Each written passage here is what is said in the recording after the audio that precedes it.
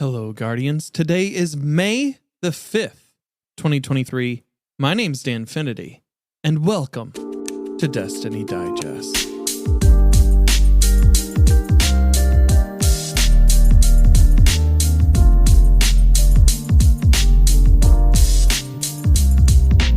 Welcome in, and thank you so much for listening to the show. This week is packed, folks, so we will get to the information as quickly as possible. This episode will not have any interviews for it. I hope you guys enjoyed the bonus episode with TBL and Jordan that I released on Tuesday. If you haven't, go back and listen to that. It's some really old school Planet Destiny vibes in there. Grateful to have them again as guests on the show. Over the next 2 weeks, we will go back to doing some state of PvP and PvE panels. I've already reached out to guests. We're getting things put together. Those will be big. I think the rotation of doing state of a core playlist panel, doing those every other season to give the sandbox time to grow, to give the sandbox time to breathe, to get some fresh takes on it from people in PvE and PvP. I don't know if I'll be doing another Gambit one anytime soon. I gotta wait until maybe Gambit gets some sort of update in order to continue doing that one. But next week we will have a state of the PvP, and then the week after that a panel on the state of PvE. It should be great. Really looking forward to it and excited with all the guests that I have planned ahead. Just a quick reminder, if you would like to support the show, head on over to coffee.com/Danfinity. That is ko-fi.com/Danfinity. For as little as $3 a month, you can help keep the lights on and join the ranks of people like Hobo Scruff, Ian Schwartz, Clancy 5000, Seishu, Average Destiny 2 player, and Cab in helping to produce this show for you all. Now let's get into the news. On Wednesday, May 3rd, PC Gamer released an article called Bungie Lawsuit Ends with Destiny 2 Cheat Seller on the Hook for $12 million. Quoting the article, Bungie has won a lawsuit it brought in 2021 against the Romanian national Mihai Claudio Florentin, who it said was behind software called Veteran Cheats that players bought in order to cheat in Destiny 2. In February this year, Bungie requested around $12 million in damages and a motion for default judgment, a request that the court has now granted. Later in the article, it states that the court further entered a permanent injunction against Claudio Florentin, which stops him from engaging in any kind of conduct that would violate Bungie's copyright. Although the Veteran Cheats website is still active, the Destiny 2 section of the cheats have notably been removed. This next bit of news is about season pass pricing. This was in the TWAB this week, but I decided to pull it out to give a little bit more information on consumer side for you guys. Quoting from the TWAB here, they state, as our teams continue to invest in crafting compelling seasonal experiences for the Year of Lightfall, there's a heads up we wanted to give regarding a small increase in the standalone season pass beginning with Season of the Deep. Here's what you can expect. A season pass will go from 1,000 silver to 1,200 silver, and a season pass plus 10 ranks bundle will go from 2,000 silver to 2,200 silver. Essentially, from one season pass, dollar-wise, it used to be $10 for seasons, now it's going to be $12. And instead of $20 for a season plus 10 ranks, it's now going to be $22. This will be the new pricing for season passes in Lightfall's year for those looking to maximize the rewards with each new season, and will be evaluating new approaches to post-launch content in the Year of Final Shape. Pricing will remain unchanged for the Lightfall Standard Edition, which includes access to the current live season at the time of purchase, and Lightfall and Annual Pass Edition, which includes access to seasons 20 through 23. Tuesday brought with it not only Guardian games, in which Guardians compete from class to class in Strikes and Crucible in order to earn medals in a light, friendly, competitive spirit, but it also brought with it Destiny 2 Hotfix 7.0.5.2. The hotfix brought changes to activities such as Crucible. They fixed an issue where players were getting suspended in Crucible when completing a match without quitting. Matchmaking for Clash, Zone Control, and Rift is now connection-based, so you now have CBMM. For seasonal rewards, they fixed an issue where players weren't able to complete the Last Will and Testament quest if they had picked up the Brazen Spark ship via the war table. You can now go ahead and complete that quest. For armor, they fixed an issue with the Firepower Armor mod, where orbs of power were spawning at their origin point instead of on defeated enemies. They also fixed an issue where the Guardian Games class item could be dismantled for legendary shards and glimmer. As far as general fixes go, they moved the Twitch sub bounty rewards back to the Cryptarch, and audio distortion that has been an issue on consoles and on PC has been improved, with a final fix coming at a later date. Wednesday and Thursday, we got some meaty articles from Bungie. On Wednesday, we received the Season 21 Abilities Tuning Preview, and on Thursday, we received a 6,500 word TWAB. Now, I'm going to try to get through as much of this as possible, but I will go ahead and state this now. I will have links to all of the articles that are sourced here today in the description for the video or the podcast that you are listening to right now. As far as the TWAB goes, before we get into ability tuning, we did get our first look at the key art for Destiny 2's Season 21, Season of the Deep, that will be launching on May 23rd at 10 a.m. Pacific, 1 p.m. Eastern.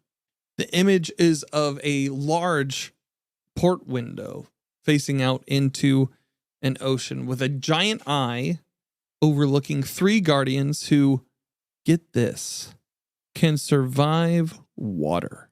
The armor looks phenomenal. If this is the seasonal armor that we are seeing in the key art, I will be grinding that out with all abandon. It just looks so damn pretty. We also get a look at what could possibly be the Titan Sloan, most notably from Saturn's Moon Titan, which used to be a location in Destiny 2 for all of those new lights in the crowd. One specific detail that seems to be a change for Sloan is that she is sporting a taken arm. Incredible. I think this is our first human that has been partially taken. Really eager to see what they do with Season 21, and we'll be seeing more information about that over the next coming weeks in the TWAB. Getting into the abilities tuning preview and some of the information that we got from the TWAB, they start out the Season 21 abilities tuning preview by stating that they had several high-level goals. One was to increase viability of roaming supers and high difficulty PvE content. They incorporate subclass keywords into a selection of light subclass supers, reduce the amount of unlimited uptime mobility available in the Crucible, and increase build crafting capabilities of a selection of stasis and light subclass aspects. After they stated their goals, they start in with the fragment budget review, stating, over the last year, we've consistently heard feedback that single fragment slot aspects feel restrictive to player build crafting freedom. Fragment slots are a critical balancing lever that we intend to continue to use to control aspect potency, but we don't feel that any of the current single fragment slot aspects are overperforming to the point of restricting them to a single slot.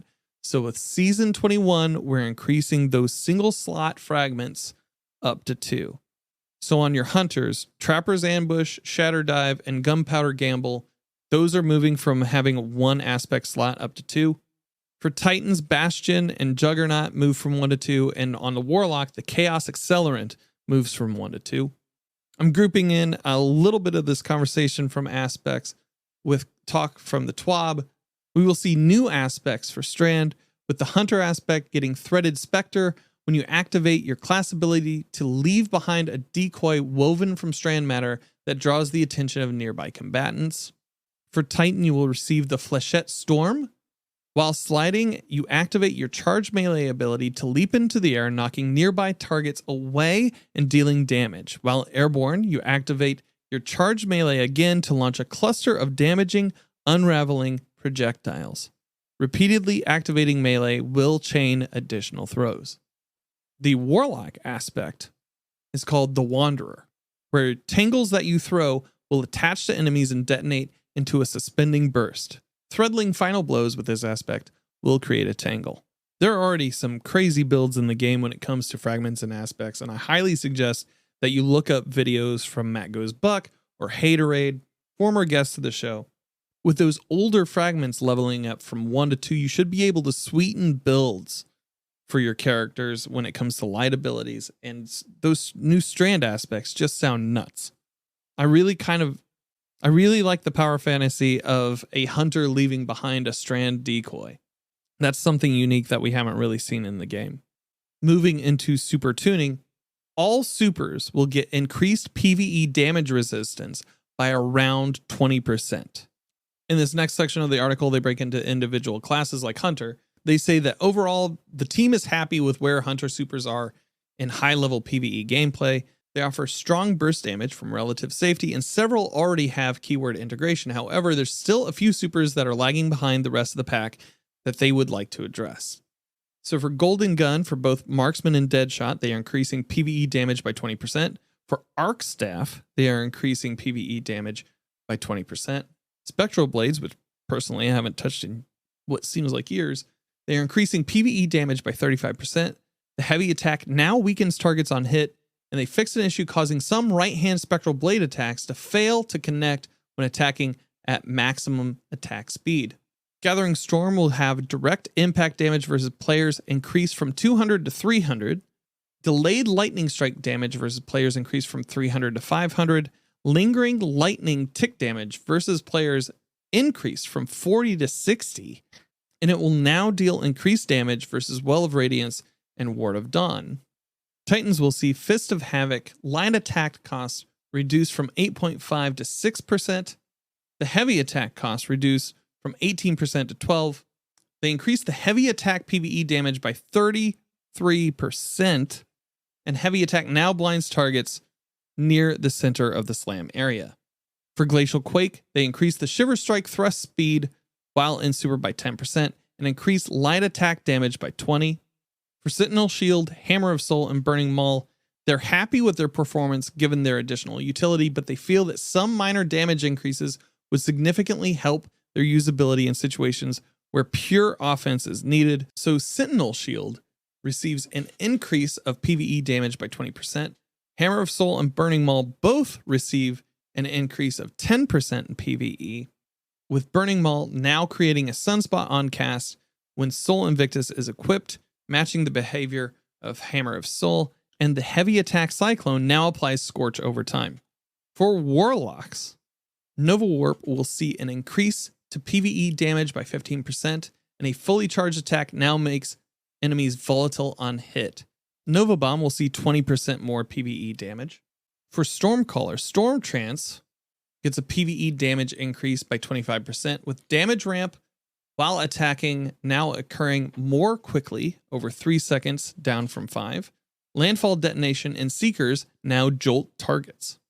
Chaos Reach, which seems to be probably one of the biggest MVPs of this entire article, gets an increased PvE damage by 25%. Sustained damage on a single target now creates a jolting lightning strike at the target's location. Increased damage resistance versus players from 40% to 50%. Increase the maximum strafe speed from 3.5 meters to 4.5 meters per second. And adjusted the super camera to avoid the player's body blocking view of targets when strafing. Winter's Wrath gets a 10% damage increase. And much like what they did with Chaos Reach, they are adjusting Daybreak super camera to allow the player to look down further and avoid VFX blocking view of targets when moving quickly. For Strand, we already know some of the changes that they're going to be making, most notably from the TWAB last week, but we'll go ahead and cover some of that already in case you haven't listened to last week's episode. For Hunter's Threaded Spike, they increase the projectile travel range before beginning to return to the player by 30%. They increase damage versus PvE combatants by around 55%. That's huge. Slightly reduce speed of the dart so that when it returns, it's easier to catch. They increase energy gain for catching the dart based on the number of enemies hit. Now pierces Cabal Phalanx shields and no longer prioritizes the catch action over the grapple melee if an enemy target is within grapple melee range. For Titans, the Frenzied Blade receives a decrease to cooldown based on how many melee charges the player has stored. At 0 charges, cooldown is reduced by 15%, and at 2 charges, cooldown is reduced by 30%. Warlock's Arcane Needle gets a decreased cooldown based on how many melee charges the player has stored, At 0 charges, the cooldown is reduced by 15%, and at 2 charges, cooldown reduced by 30%. So they kind of standardized that with the Frenzied Blade. They also increased the projectile speed based on the projectile's flight time, and they increased the projectile tracking strength by 10%. In Season 21, your grapple is about to get better, with reduced base cooldown from 105 seconds to 82 seconds, and a reduction to the minimum time between grapple activations from 2.5 seconds to 0.2 seconds. Season 21 will also see stasis tuning updates, being kind of like the granddaddy of the 3.0s themselves. Hunter's Withering Blade will receive increased projectile tracking search range on bounce versus players by 20%. They will also have an increase to maximum tracking strength by 12.5%. Titan's Shiver Strike maximum thrust while in flight will be increased by 16%. They will also be decreasing the maximum downward influence of gravity while in flight by 18%. Howl of the Storm will receive an increased width of freezing cone versus players by 31%. And Warlock's Frost Pulse now provides 2 meters of additional melee lunge range after activation for 1.2 seconds. The rest of Wednesday's article also includes a lot of light subclass tuning updates, including changes to how shoulder charge abilities on Titan are handled, most notably with Seismic Strike, Shield Bash, and Hammer Strike now costing 15% melee energy on activation, with base cooldowns now standardized at 91 seconds. That feels like it's the biggest one of the three, with Hunters having some knife changes and Warlocks getting changes to their melee abilities. Once again, for a full list of all the changes, be sure to check out the article through the link in the show notes. Moving on to the TWAB for some economy changes. Season 21 is notably the first time they will not be increasing power bands in Destiny 2 from season to season. So if you're already sitting pretty at 1810, don't worry, you don't need to keep grinding unless you want to do bounties for next season so that you can get your artifact up on day 1. That's up to you. I'm personally taking a break so I don't burn myself out. The power floor is at 1600, the soft cap at 1750, powerful cap at 1800, and pinnacle caps, which are 1810, will not change over the course of season 21. And if you've already hit that cap in season 20, you will remain that cap in season 21. Season 21 brings with it exotic armor focusing, and decryption will be coming to Rahul at the start of season 21, with a standard decryption allowing players to decrypt engrams for free. You'll also receive random drops from standard exotic engram loot pools at no additional cost. Focusing an engram to receive a random roll of exotic armors from associated expansions will require ownership of the associated expansion, as well as having previously acquired all the armor pieces within the engram for your class. It will cost 1 exotic engram, 30,000 glimmer, and 1 ascendant shard. If you're focusing at tier 2, it will have a higher cost, 1 exotic engram, 60,000 glimmer, 3 ascendant shards, and 1 exotic cipher. That is to focus a specific exotic armor for high cost. They also note that you can expect the average stats for those exotics to be around mid-60s. That's a good change. Since they are not increasing the power level or the pinnacle cap in season 21, they will be changing the rewards for basic complete activities challenges to a focusable, powerful exotic engram, giving you 3 to 9 free, achievable, and deterministic weekly exotic engrams from the Crucible, Gambit, and Strike playlists. My personal thought on that is we already have a lot of pinnacle draw in the game right now, and changing those out to guaranteed exotics, I think, will help out a lot of people who are looking to finish builds or who are just looking for that little bit of a higher stat. In season 21, they will be adding the ability to electively activate Deep Sight on weapon instances to obtain pattern progress. This capability will be accessible through a new mod slot in the weapon detail screen for eligible weapons. They will be introducing a new Deep Sight Harmonizer currency to perform the activations on a weapon. Non-raid weapons will cost 1 Harmonizer, while raid weapons will require 15 Spoils of Conquest in addition to 1 Harmonizer. The Harmonizers will be obtained from Season Pass rank rewards, which will be the sole source of the currency for the initial rollout of the feature. Additionally, only one harmonizer can be stored in the inventory at a time, and this currency does not stack. I really don't like it that we can't store as many of these as we want, as well as like other currencies in the game. I get that there's limitations. I get that they want to control the economy, but I mean, like, it's all pixels on a screen, man. Just number go up. Number go up. Crafting costs will see a change in Season 21, with legendary shard costs being removed from crafting components. Glimmer and enhancement core costs will remain untouched. Enhanced weapon costs are based on weapon masterwork costs, and thus will require legendary shards, as we are not yet modifying the weapon masterwork economy in Season 21. In quality of life, we are seeing some of the older raids, such as Last Wish, Deepstone Crypt, Vow of the Disciple, Vault of Glass, and Kingsfall, all getting the same treatment as Duality, Spire of the Watcher, and Root of Nightmares, where if you complete certain triumphs, such as a Petra's Run in Last Wish, you get a rate boost toward the raid exotic. That is a huge boon for those who have been grinding out different raids, sometimes 60 times, sometimes 100 times, and still not getting the exotic from that raid. Now, if you complete triumphs for those raids, certain ones will boost the chance of receiving an exotic. These will all be retroactive, so if you've already completed them, you do not need to worry about completing them again. Hopefully, you'll get them on the next shot at running them. Finest Matter Weave and Rainmaker will be getting a deprecation in Season 21, with all existing instances of Finest Matter Weave being dismantled for 1 enhancement core each, and all existing instances of Rainmaker being dismantled for 3,000 Glimmer.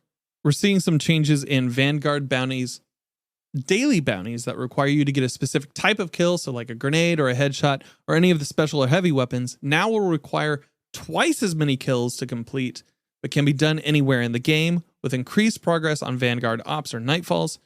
They're also adding a number of new bounties, such as killing elites, mini-bosses, and champions, kills with elemental abilities, with bonuses for killing with a subclass verb, completing 2 Vanguard activities, etc., etc.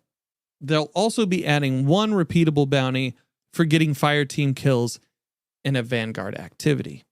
Archie, our little good boy, will be returning to the tower in Season 21, so make sure that you get all the pets in. I know this has been a long one, but thank you so much for sticking with me. We only have a few more items to go, and these all center around Trials of Osiris. Trials of Osiris will be seeing several major changes in Season of the Deep, not only in rewards such as the Hero's Wake exotic ghost shell, the Valiant Memory exotic ship, or the Survivor's Journey exotic sparrow. No. Season of the Deep is also bringing with it the Messenger, high-impact kinetic pulse rifle, and the unexpected Resurgence adaptive arc glaive, with the glaive being first available on the weekend of June 9th, with the adept version of the Messenger being available on the weekend of June 16th. In Season 21, Trials of Osiris will be getting an intro quest, with the first step being to complete your competitive placement matches, get 50 kills in competitive, and raise your power level. Step 2 will be to pick up a Trials passage, play a game of Trials, win 1 round of Trials, get 1 elimination in Trials, you'll get a reward, and then a roll of the Astral Horizon Trials shotgun. Trials passages will be receiving an update to the Passage of Wealth, which previously granted reputation on wins 3, 5, and 7 on a card. In Season 21, the passage will grant plus 75 Trials rep for each win, along with an additional bonus to your current major rank in Trials, up to plus 150. The Passage of Mercy in Season 21 will forgive 2 losses if you have not yet been flawless for the week. After going flawless, if you reset your card, it will revert to forgiving a single loss on each card. Trials of Osiris in Season of the Deep will be moving from Elimination to Dominion as the core game mode for Trials. Dominion, for those of you who don't know, is kind of like Control. It will allow you to capture a zone to get points on top of eliminations. They made these changes for several reasons, one of which being offering a choice between playing elimination and playing an objective. Sure, you can wipe out an entire team, but if you can capture the zone, that's good too. On average, games will be 15% faster than standard elimination games. Objectives will promote more varied engagements on the maps, as the zones direct players around the map and establish multiple defined fronts. Bungie says that point 4 will be to promote a healthier sandbox variety in both weapons and subclasses, and will provide more balancing levers to change the gameplay experience. They also note that they understand that switching to Dominion may make carrying other players to the Lighthouse a more difficult challenge due to the increased premium placed on solid teamwork, but it is important to note that these experiences must be weighed against the bulk of the player experiences in the playlist when they make decisions on what changes to implement. I'm excited to talk to the folks from the PvP panel next week about all of these changes, and hopefully we receive more insight on what they as players are thinking, maybe a little bit more clarity on Bungie's end, even though like the numbered list and all of the sub points underneath seem pretty specific. Finally, the last bit of news is that a new emblem will be rewarded to players when they open the Flawless chest at the Lighthouse if they did not trail during any of their wins on their Flawless card, meaning that you must get a Flight of the Pigeon medal for every win. This will be coming in Season 20's Dominion Trials because they wanted to provide a special deterministic reward to allow players to prove their skill above and beyond simply going flawless. Personally, all for more cosmetics in the game that show that you've completed stuff. It's a badge of achievement, and I'm looking forward to seeing all the 7s on the journey rocking that new emblem that I don't think they gave a name to yet. It doesn't look like they gave it a name here in the TWAB. That all said, it brings us to the end of this week's Destiny Digest. My name's Danfinity. You can find me on Twitter and Instagram and the TikTok at Danfinity, where the answer is. You can also find me on Twitch 3 days a week, rocking a little bit of Jedi Survivor, a little bit of Guardian games here and there. If you'd like to support the show, please remember to rate and review on your podcast platform of choice. Anything you say helps in the algorithm. If you'd like to support the show monetarily, head on over to coffee.com/Danfinity. That is ko-fi.com/Danfinity. Give $3 a month, help keep the lights on. Once again, all the links will be in the notes for the show. Thank you so much for listening, and I hope you find what you're grinding for.